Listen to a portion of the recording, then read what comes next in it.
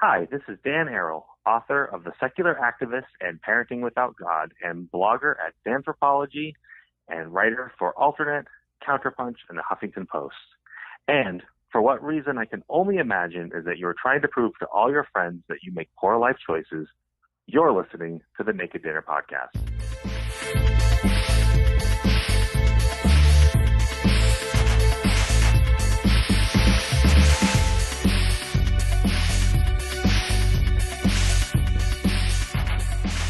Hey everybody, this is Andy Hall of the Naked Dinner Podcast. We have an incredible comedian on today, Lana Turner. She has done many things. She has a 1-hour special, so I wrote a song about it.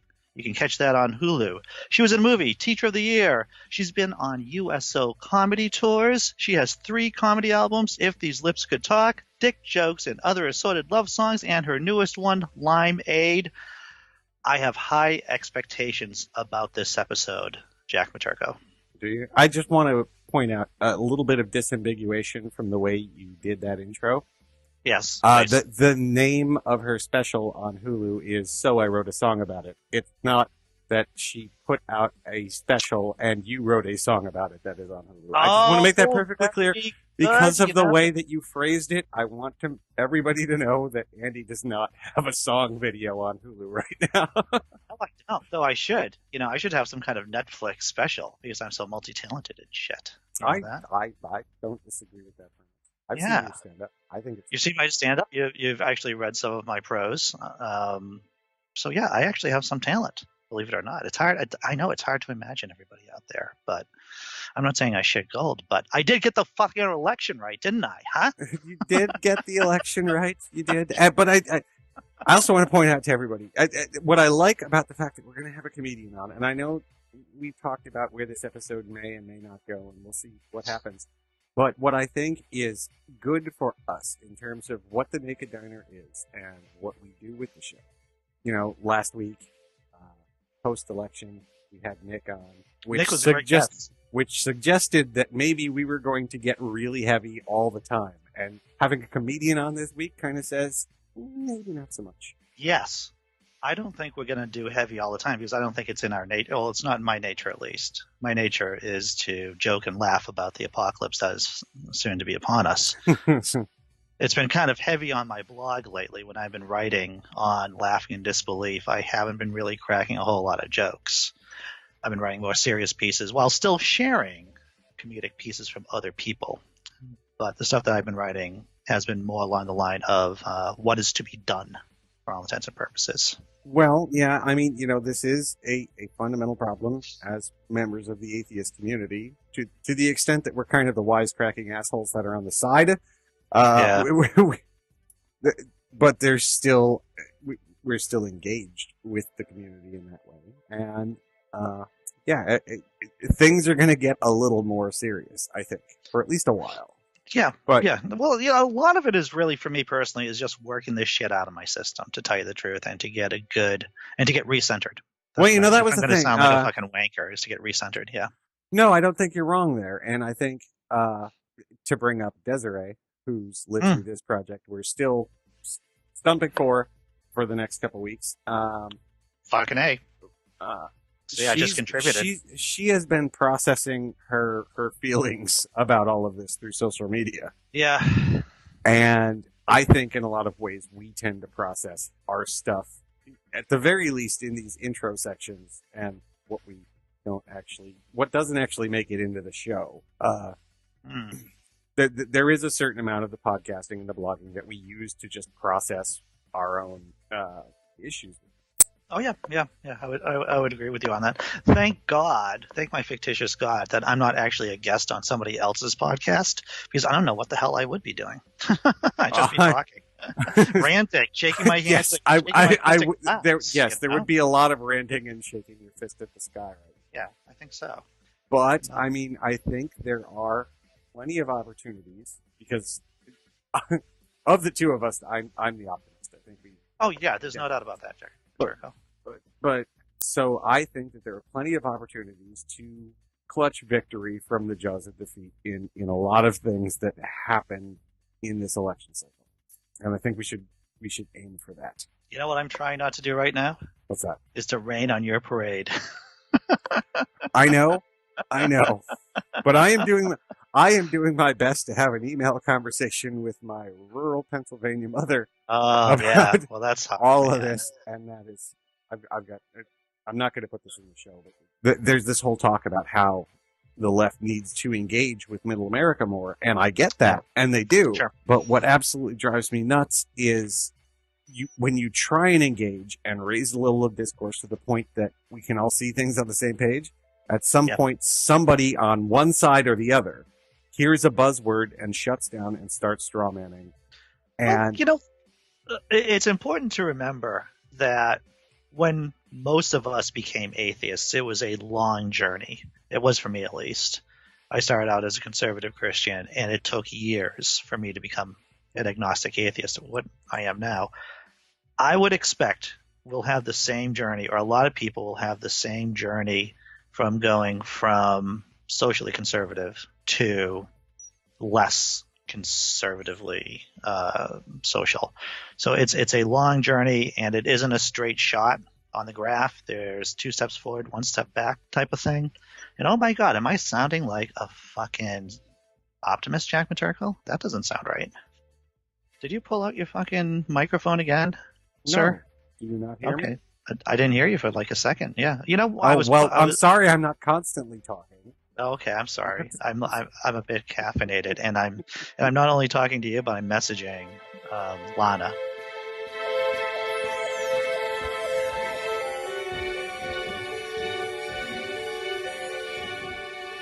And okay, at least now Is I figured everything out. Everyone's here. Is it just audio? I mean, you can turn the video on if you want, but it's not really doesn't help. So Nobody wants to see me, Lana. That's the magic of this podcast. How long do we go? How long is the show? Typically an hour, but in case you have Okay. to book out earlier, we would understand that. Well, I have a babysitter coming to grab the kids at 12:30, so I might have to just duck out for a second and square them away and then come right back if that's okay. Oh, yeah. Oh Sure, yeah, we can do that. totally okay.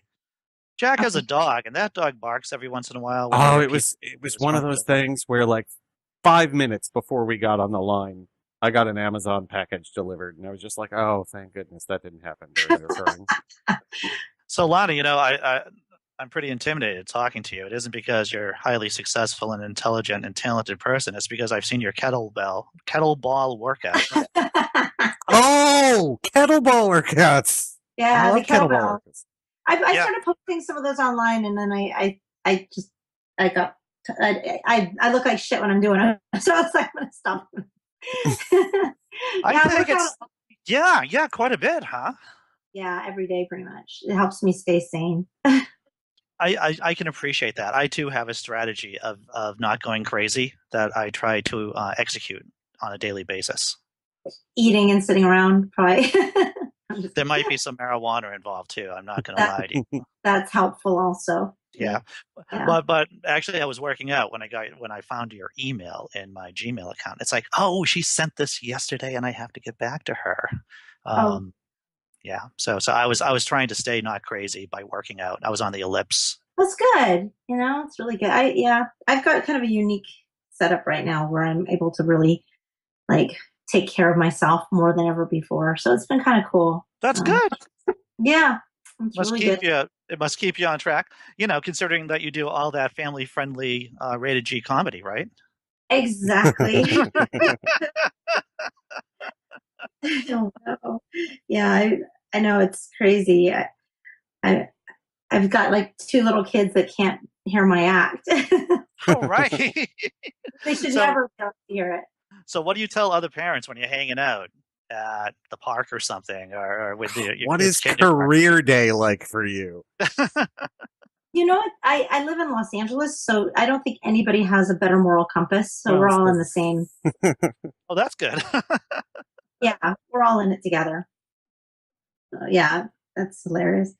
Yeah, no, I mean, there's a mom at the school that did soft porn for a long. I'm not the craziest one. You know what I mean? So Well, that's good.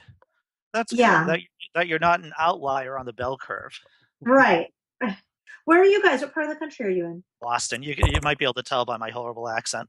And I'm in Phoenix. Boston and Phoenix. Oh, okay. I'm in one of the blue states, Lana. That's what's important. Did you vote Trump? Oh, no. No. Okay. I did not. There's so many protests right now all over Los Angeles. It's pretty incredible. There's protests here in Tempe, Arizona too. Really? Yeah, Arizona State University is very not happy, and it is a particularly blue chunk of the state because every state's mixed. Right. And yeah. Like I didn't need that. Like local city council stuff here, Republican isn't even an option on our list. So what's it going to be? Democrat or Green? Those are your choices. Yeah, no, it's really crazy. Have you interacted with any Trump supporters face to face? Very few. I mean, that's probably the most shocking thing is that I guess I have like not enough exposure to people I get. I don't know. I mean, I would have sworn that wasn't going to happen. By the way, are we already recording?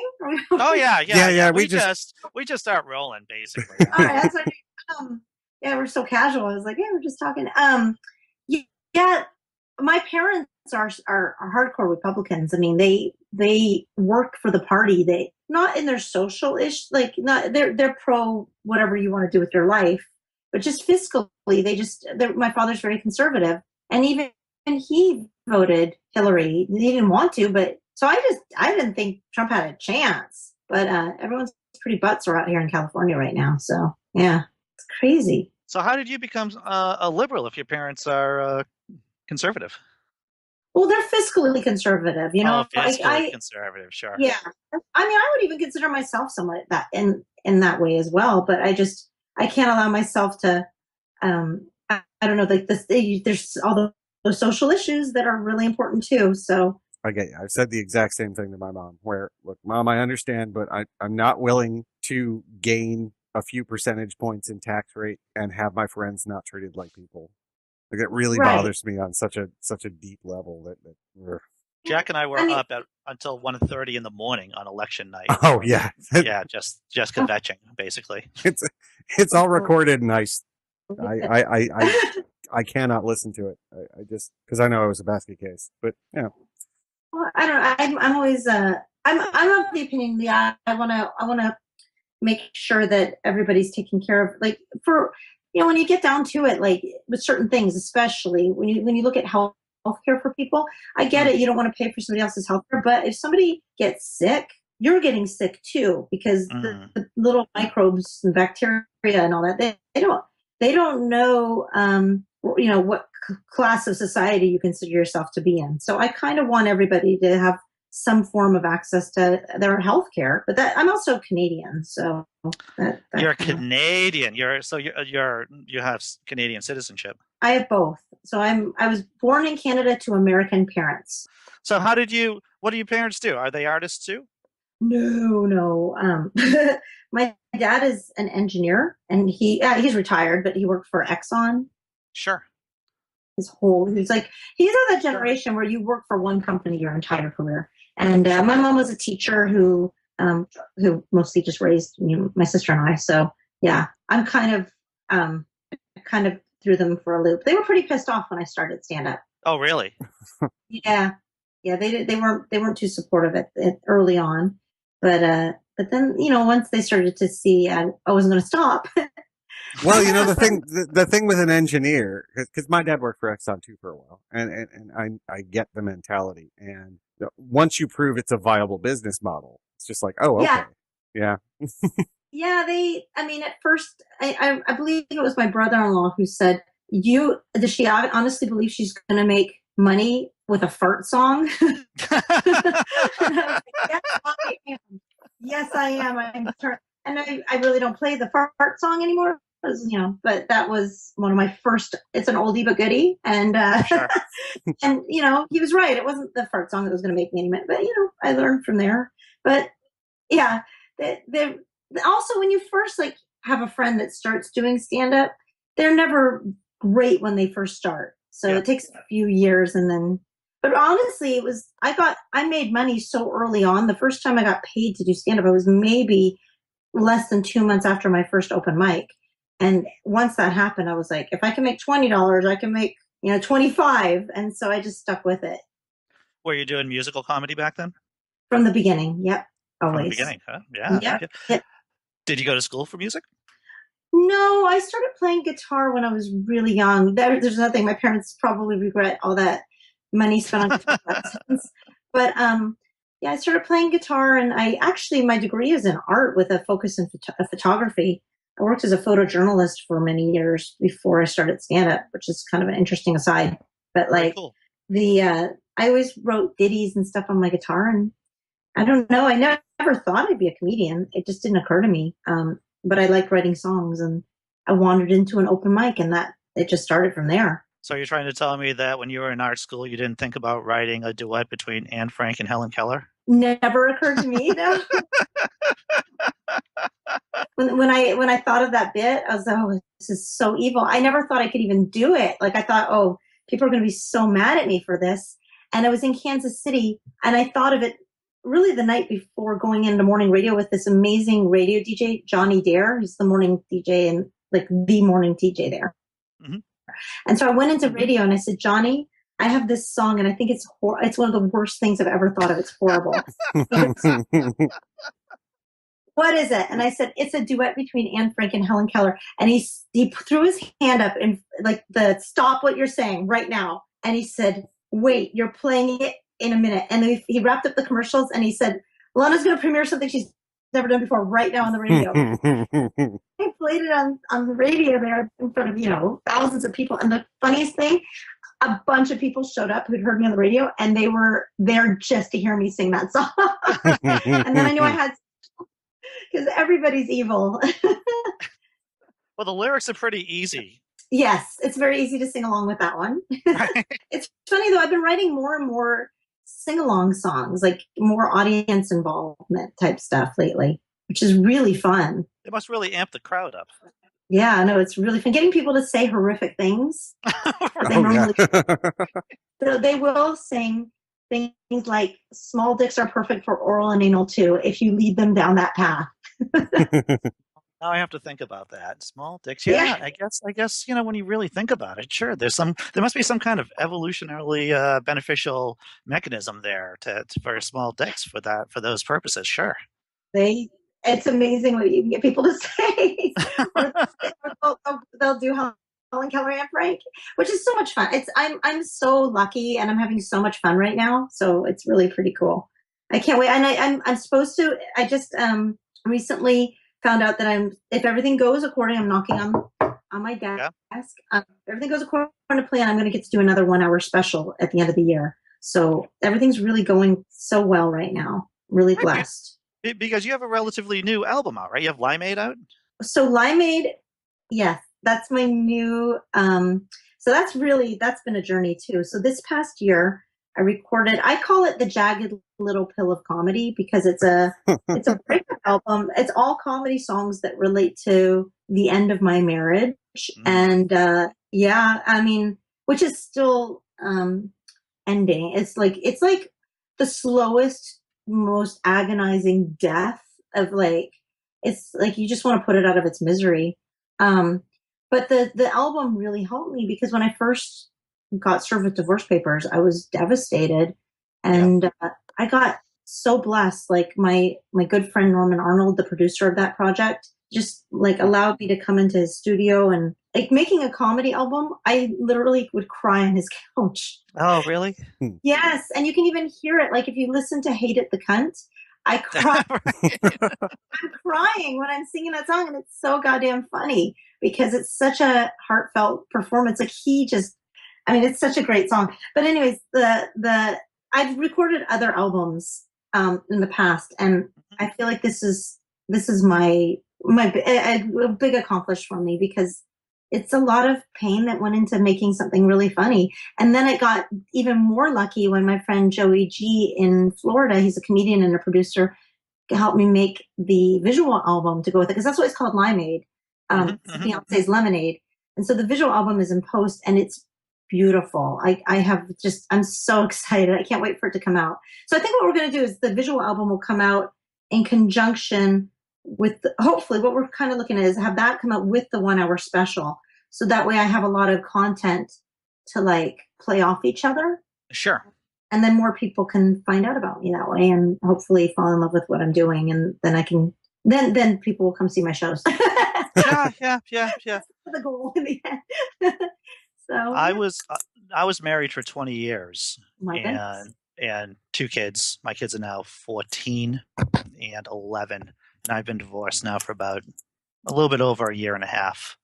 And it was difficult. There's no doubt about it. We did mediation because it was somewhat, I wouldn't call it amicable, but we weren't tearing at each other's throats. But it was hard. It was a slog. It was I would all have different kinds of crazy. mediation. I tried so hard. My willingness to mediate has cost me dearly in trying to get this thing settled because I'm just living it's a nightmare. We try. He walked out of the mediation. Didn't want to. It was just like crazy. That I don't see why 2 people can't. When you have children and everything, you spent so many. You were in love at one time, and yeah, it just doesn't make sense why you can't just handle your shit. Mediation from my my ex-wife and I, we did mediation. I think it took us about a year to hammer out everything. And to tell you the truth, we're middle class. We didn't have a lot of assets, and we had kids, which we basically agreed on everything. But it was like maybe 10% of the stuff, of stupid stuff too, Lana, that we just couldn't get eye to eye on, and it took us a long time for us to finally get an agreement down. Yeah. Oh, I don't talk to them anymore because I just get belligerent emails and I just put them in my divorce file.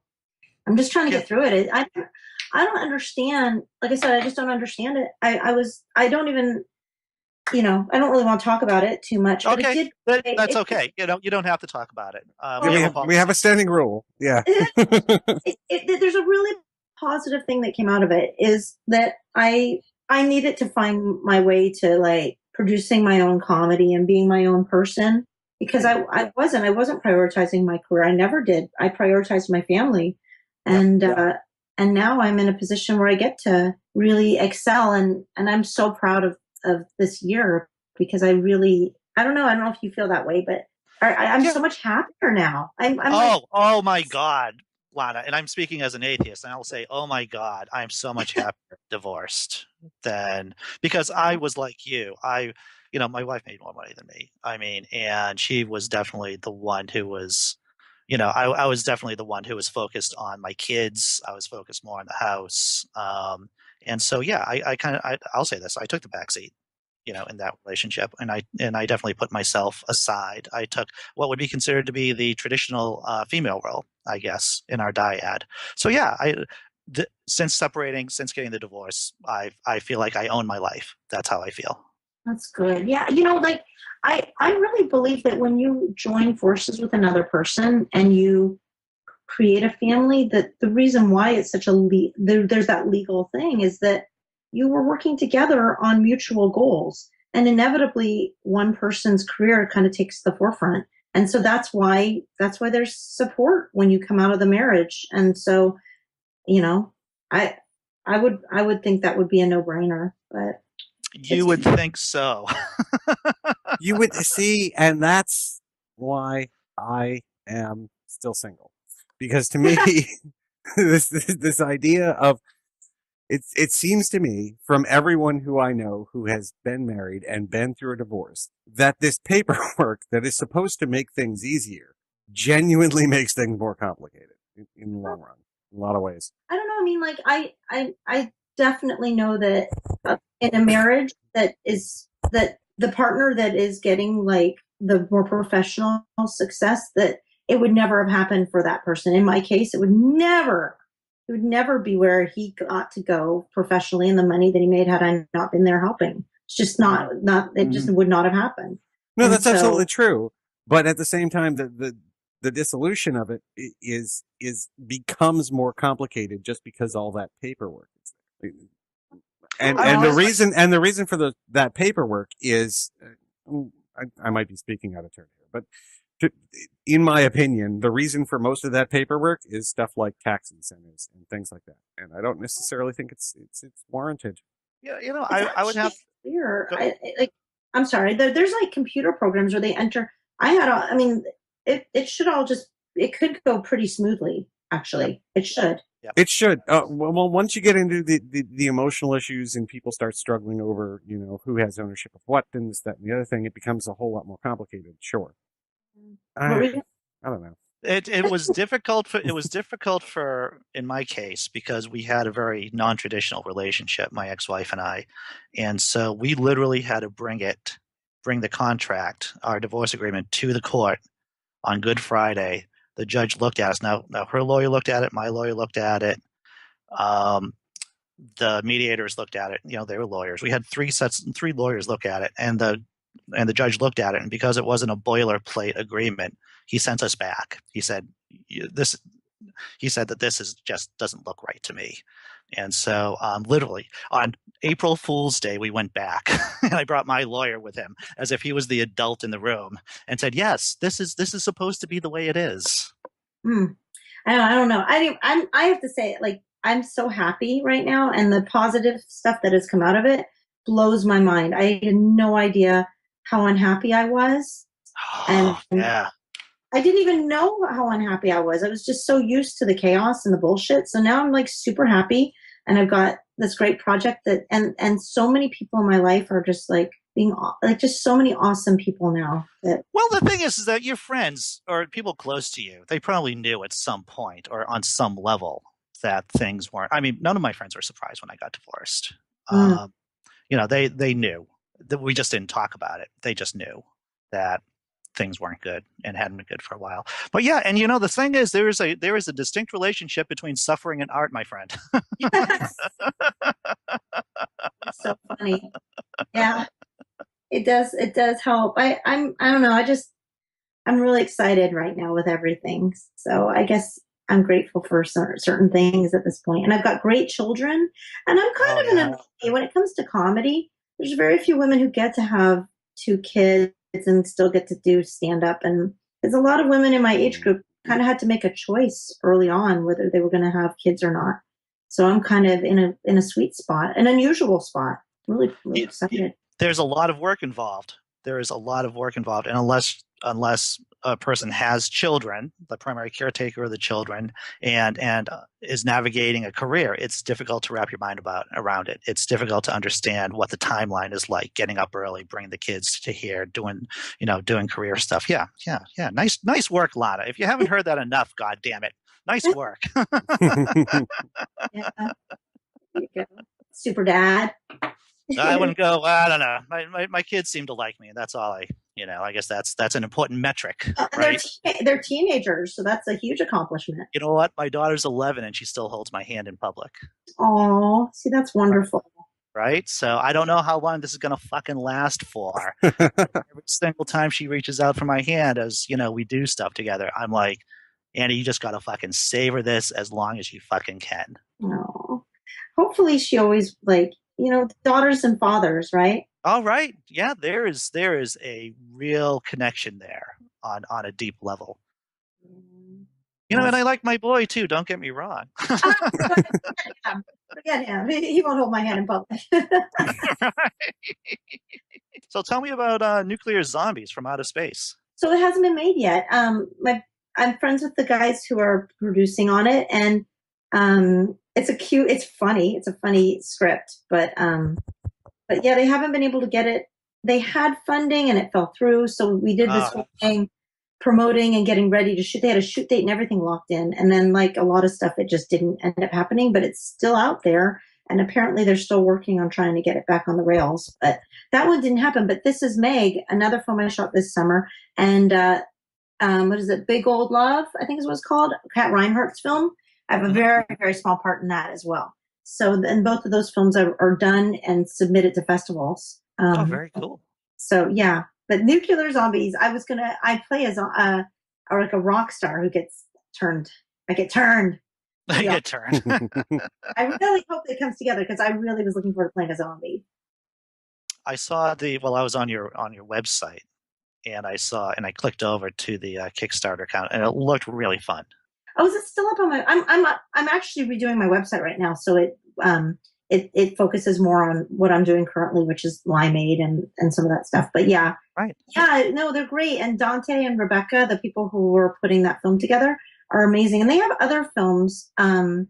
What I think it's called What's Up or Bro, What Happened is this film of theirs that was on Netflix, and it's an ultra low budget film.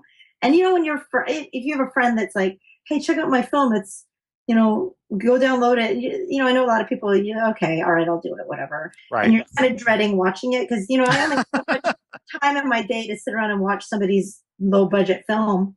Right. It's fucking great. It's hilarious. It's well written. It's well done. And, you know, you can tell it's low budget, but it's really, really, really, really good. And so Nuclear Zombies from Area 51 was another one. And they're constantly doing stuff. I don't know what they're working on currently, but yeah, it's really cool. Very cool. Very cool. So tell me about, no, go ahead. Since this is Meg is in the can and already. Yeah. So that's cool because that's my friend Jill Michelle Million's film. She wrote that, produced it and everything well, I guess it was just after the summer. And I play a character in it, and I'm wearing pasties and a merkin. So I'm committed to this part for her. And that's all the details I'll give right now as far as that goes. But I committed, and it is hilarious. That's good. Yeah. So what? It's a straight comedy movie. It's a comedy movie. It's kind of follows this woman through her journey in Hollywood. Okay, right. Yeah.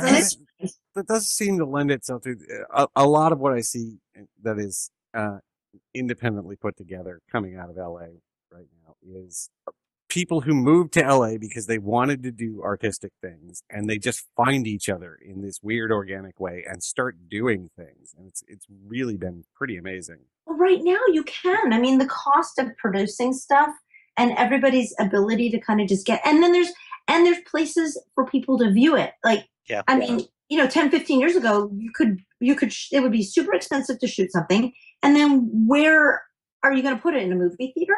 Like, nobody's going to be able to see it.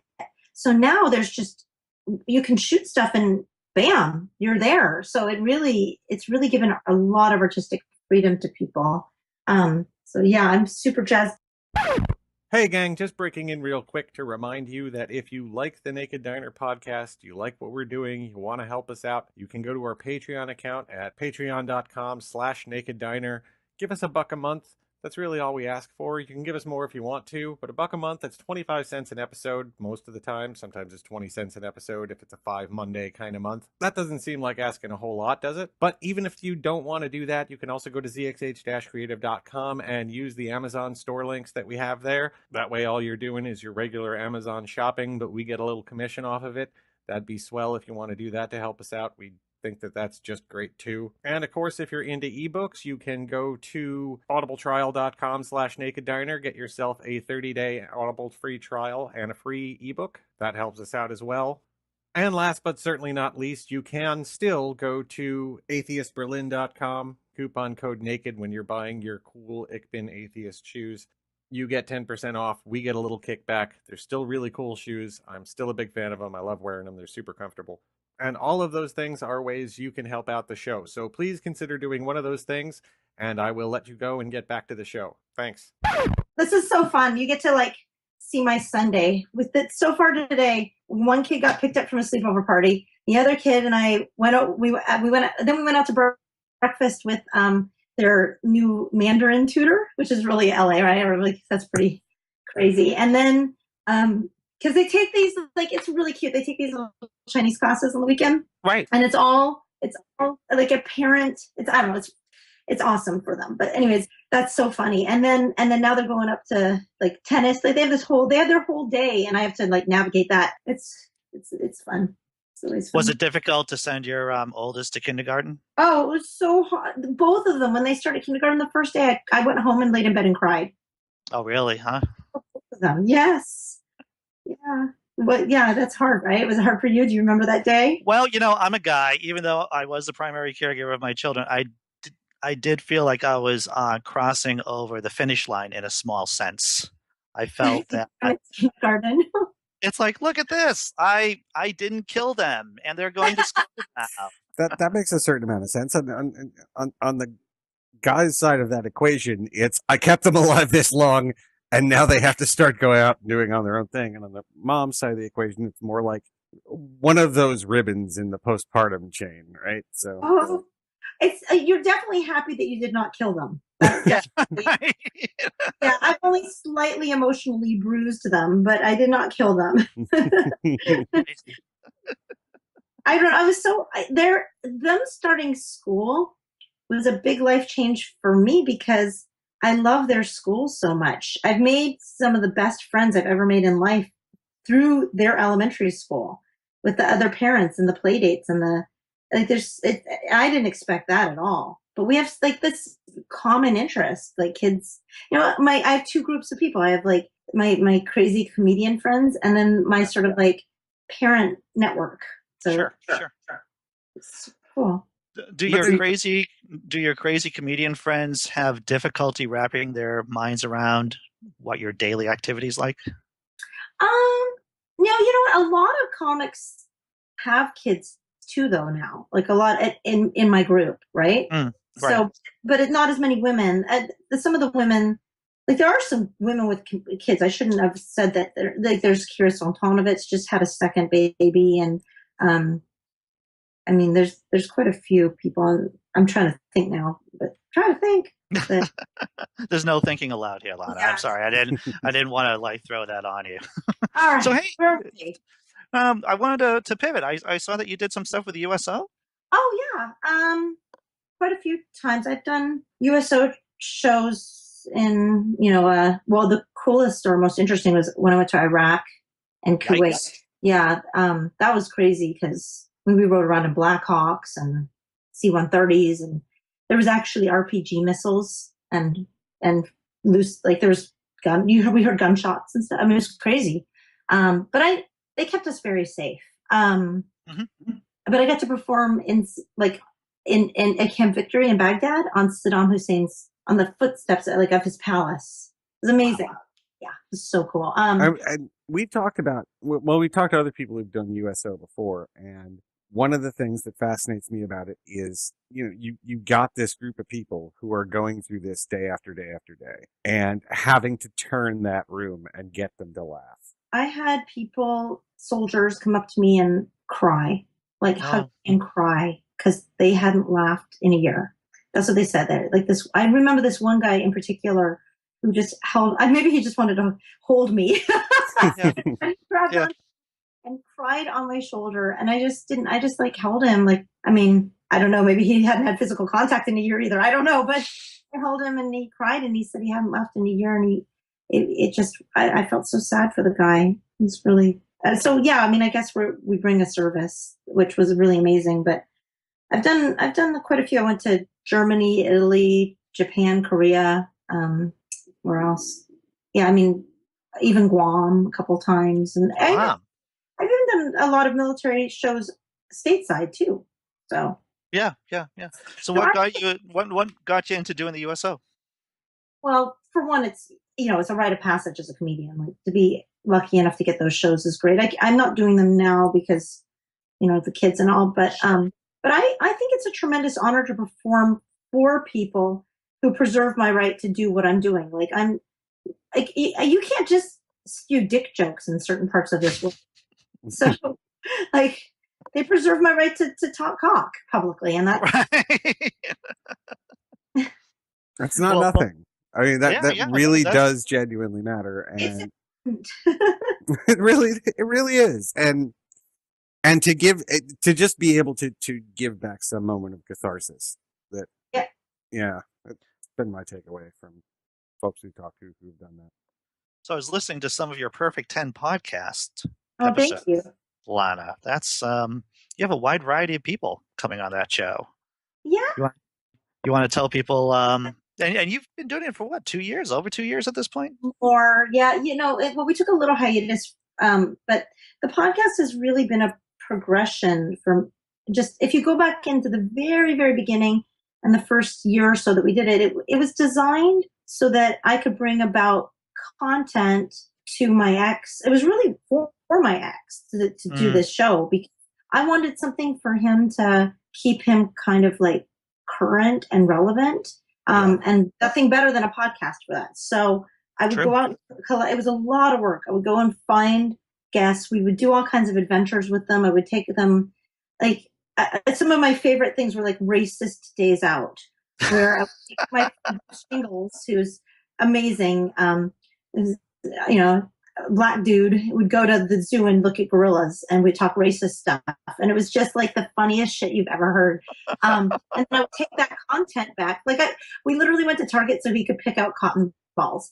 Like we had so much fun together. And then I would bring that, to be fair, I would do like the very Jewish day out. And then, we would go be cheap and like do just, things that just were wrong, but so much fun. And then I would bring that audio back and then my ex could talk about it. And it was a lot of fun. But then when the divorce happened, I was like, what am I going to do with this podcast? And I was thinking, I guess I'll let it go. I don't know what to do. And then it's something, and then I was, you know what? No, I like it. I want to continue doing it, but I can't continue in that format because it was it was so labor intensive. And so I just started being funny with friends that I think are funny. My main rule is that they have to talk about something that they haven't talked about ever before anywhere. And my other rule is that everybody is famous nowadays, because it doesn't matter who you are. Everybody, with very, very few exceptions, is Googleable. So I feel like anybody can have a story or something to share. And so I don't care if somebody's the most famous person on the planet or not. It's what can we talk about that's funny and that, or educational or whatever, or just plain filthy. Right. And I have so much fun. I go in every week to All Things Comedy, and I look forward to it. And so as long as I'm having fun, I feel like people are listening or having fun, and it's growing. The audience is growing, and I love that. I'm so proud of it. What is your advice to people who are starting out podcasts? Like Jack and I have been doing this for about a little bit over a year. Jack's been podcasting for many years, but in terms of, since you're a podcaster amongst everything else that you do, what would be your advice to people who are starting out in podcasting? Gosh, I am far from an expert, but I think anything you're going to do, no matter what it is, if you're having fun, then do it. Like I kind of think a lot of people put these shows up, right? And maybe you're just sending like something out into the universe, and it's like hitting a ball, and there's nobody there to catch it. It just goes out there. And sometimes people get consumed with the idea that it has to be listened to by, how do you get the numbers up in there? I think that if you're having fun doing stuff, that it doesn't really matter. And I don't know, but you hear Mark Maron talk about it, he has a huge podcast, but I don't think he ever expected it to get huge. He just liked doing it, and he's good at it. He's great at it. So I don't know. I mean, with anything, as long as you're having fun, then why not? No, yeah, I right? think there's two different questions there. There's what do you want your podcast to be? And the answer to that is whatever the fuck you want it to be. And there's how do you get the podcast successful? And the answer is have a consistent release schedule and just keep doing that. Yeah, I put it out every week at the same time, and I haven't missed a week since we started back up again. So that probably helps. What is your time? Hmm? What is your time? When does your podcast go out? It comes out every Wednesday. I don't know what time of day exactly it launches, but every Wednesday there's a new one out. Every Wednesday. And that's good. Yeah, and so far, again, I'm going to knock on my desk. I haven't missed it, but so every now and then I worry. If you don't get a guest or something, it's a little intense sometimes. But yes. Oh, we know that problem well. Yeah, we have booked guests, and they have just not shown up. Yeah. And so what we do is that we have, I think, 1 or 2 episodes in the pocket. Basically, we in case someone doesn't show. But there have been times where even that's fallen through, and we've had to scramble for a guest on Sunday afternoon, which isn't your episode. We actually recorded one yesterday, so we're good right now. But there are those instances where like we're expected to tape for Saturday for an episode that's going out Monday, and they just don't show up, and we're like, okay, let's call in some favors right now because Well, anytime you Yeah. need a favor, I'll do my best to help you out. Because I get it. I mean, it's hard sometimes to figure out how to fill that space. But I mean, Yeah. as long as I love it. I mean, I'm having fun just sort of figuring all of it out right now. Kind of like it's a whole new game for me. And so anybody who listens and enjoys it, I'm so thrilled. It makes me so happy that that anybody wants to like listen, and that if I make them laugh, that's that's awesome. That's an added bonus. Yeah. Yeah, so I'm pretty proud of it. Very nice, very nice. So we are readily heading towards an hour-ish. And so, Lana, how we like to close is to ask our guest if there is anything they want to talk about, any question that they wanted us to ask them, but we didn't ask them. And we'll do plugs afterwards. But is there anything burning? Anything you want to talk about? No, I mean, the Limeade stuff is pretty much my thing right now that I've been super excited about. We already touched on that. So I'm an open book. If there's something you want to ask me, I'm pretty willing to talk about anything. I don't have any. You do seem pretty open about everything. Yeah, I mean, once you start talking about divorce, then I mean that's basically. I shouldn't talk too much about it because I don't want to. I mean, it's. Oh, you already have. I mean, what you have expressed. I mean, that was. I mean, and once again, we have the policy. You can just tell me to shut the fuck up and just go on to the next question or the next subject. I never wanted to ever, and don't want to ever hurt my ex because I don't care any. I mean, I'm so at a place now. I never want to hurt anybody, and so I don't want to feel like talking about it. And plus, I don't know if I don't want anything to be negatively reflected back onto me. It just the whole thing. I used to think it. I don't know. I don't know. It doesn't suck anymore. It just I just want the legal stuff to be over. That's all. Divorce. Yeah. I actually think your story is really interesting. I'm fascinated now by other people's divorces. It is really interesting because it is you learn a lot about the legal system and you learn a lot about human nature. Yeah, I never thought I would get divorced. I was willing to put up with anything and everything. I just thought that's how you had to be. It's funny. I had a really, really funny conversation with somebody the other day where I said to him, I never thought I was going to get divorced. I was willing to put up with anything. And we talked about how my grandparents were buried together and how that's sort of a beautiful thing. And then he just looked at me and goes, but 50 years of misery is a long fucking time. And he goes, there is divorce for a reason. It's because you don't have to put up with that shit anymore. And I was like, yeah, I didn't really know it was an option. He goes, well, it is. And be grateful. I was like, yeah, thanks. You're right. Yeah. Well, it sounds like that'll eventually come to mutually agreeable situation. I mean, if he's happier now, if you're happier now, then everyone's happier now, and that's not a bad thing. So. I'm just trying to honestly, right now, I'm just trying to get child support. I hear a lot of women say that. Yeah, just trying to get child support. Yeah, and I want everything to be settled, but that's what we're fighting over. It's child support. That's it. That's the fight. It's over child support. It's like pay fucking child support, and we can move on. Figure it out. That's it. I mean, it's unbelievable. Like I don't get it. That should be easy. Well, once you get lawyers arguing with each other, you're in a situation where they are trying to do the best they can for you on both sides of the line. And a lot of that ends up being kind of emotionally painful because you're like, well, I'm willing to concede on this, but you're just like, no, you're not. No, I'm not willing to concede on my children. Like, no, you're not willing to concede on your children. No. Of course, my kids need appropriate child support in the state of California where they live, and that's it. That's a no-brainer. They live in California, they need California child support. You can't run to another state and pretend that pretend you don't live in California, so therefore you don't have to pay California child support. That's bullshit. You have to. Your kids live in California. So I'm just I've heard other stories like that. Guys heading over to another state and then playing that kind of game. Not uncommon, unfortunately. Oh, let's not get into states' rights versus international or versus federal law. Not this week. Just not this week. Yeah, it's Trump. Is Trump gonna? Oh my God! That's a whole nother thing. People are like in tears. You have no idea. Yeah.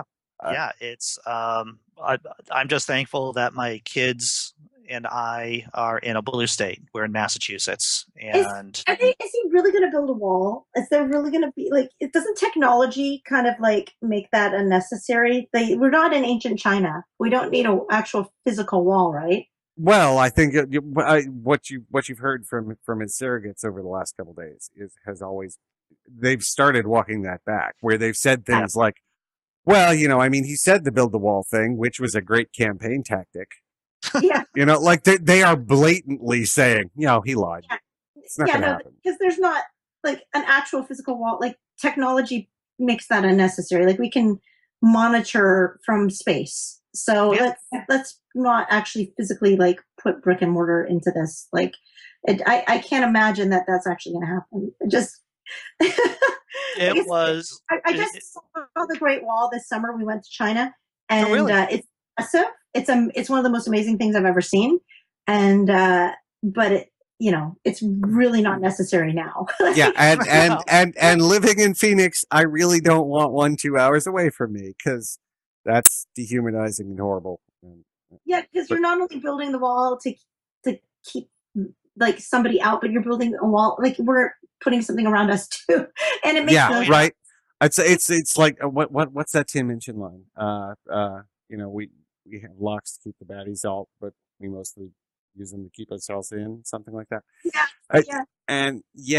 So I think it's a mistake for us to close ourselves off in that manner. But it just doesn't make sense. And very deep into politics. And it's really like, isn't this like we're working towards a global economy, and it's kind of like, I don't know, the fact that we're talking to each other via a computer right now, like our voices are going between us to a satellite in outer space and then back to each other. Like that's pretty fucking impressive, which warrants it to be unnecessary to like not work towards getting along with people. Like, it's just stupid. Here's a question. Are your kid, because you're a dual citizen, are your kids also able to be dual citizens? Yes. Oh, that's great. I can move to Canada. That's great. But it's really there. And okay. So I grew up in Canada and raised in Texas, but I am so LA. I'm so LA, I make myself sick. Like I got invited the other day to a yak butter party, and I can't wait to go. Like my friend, he's like, the new thing is yak butter, and he said he's going to get some yak butter and throw a yak butter party. And I said, I am so fucking there. I can't wait. And nobody in the country is talking yet about yak butter. I'm the first one to mention it. I heard about it this week. And so the next thing on the, I guess the next health craze is probably going to be yak butter. So get ready, fellas.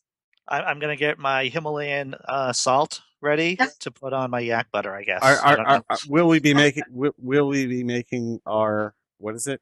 What is that coffee that Joe Rogan pushes? It's like the cold pressed coffee with the butter in it. Yeah. I haven't.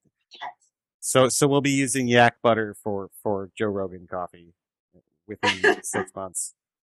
Probably. I mean, but anyways, that's how LA I am. Like I joke, like I wear leather pants to like PTA meetings. Like I am LA to the core.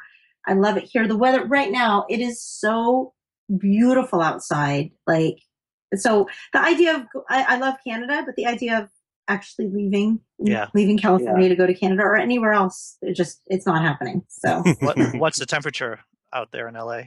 Beautiful. 70, Beautiful. 75. Yeah. I'm wearing like always. a little strapless dress right now. We went out to breakfast. It was hot out. It was like perfect. So I'm totally not envious of you, Lana. I just want to say that right now as I'm looking out my window and it looks just cold. It just looks cold. You can be envious of both of us, Andy. I haven't closed my windows in a week and a half. Yeah, fuck because Phoenix is amazing. It is the best time of year right now. I mean, once we give it a couple weeks and it'll be a little too cold, and then it'll be summer again before I know it. But it's nice for now. Yeah. But I mean, I don't know. I just love it here. So yeah, it does cross my mind sometimes that, oh yeah, I could move back to Canada and like how like the college education and even my kids' education, like it's like so good there. But then I'm like, but then you got to live in the snow. Yeah, shoveling sucks. Yeah, totally. So Lana, where can people find you online? It's easy, just LAHNA Turner, TURNER. And Limeade is just spelled like the drink. And that's available on iTunes and anywhere you download content, Stitcher, all that kind of stuff. So yeah, and I'm on Twitter and Instagram and website, all that's everywhere. What was the name of the podcast again? The Perfect 10 Podcast. Podcast. On all things comedy. It's good stuff. Thank you. You guys are awesome. You're good stuff. Oh, try. well, thank you. We're not good as yak butter, I think, but you know. Close to yak butter. I've yet to have it, but I'm assuming it Okay. tastes like regular butter because a yak is just a hairy cow. That's So all it is. Yeah. I don't know how much different it could be. Maybe it's got more fat content in it because it's a winter cow. I don't know. I'll let you know when I try it. I'll post about my yak butter experience. The yak butter experience. Well, I'm looking forward to it. Yeah. Well, thanks again, Lana. We really had a this nice has been great. conversation with you. Thanks, guys. You're awesome. You are awesomer. That's what I'm going to say. Cool. All right. Well, have a great day. Yeah, Hey, you take too. care. All right. Bye. Bye.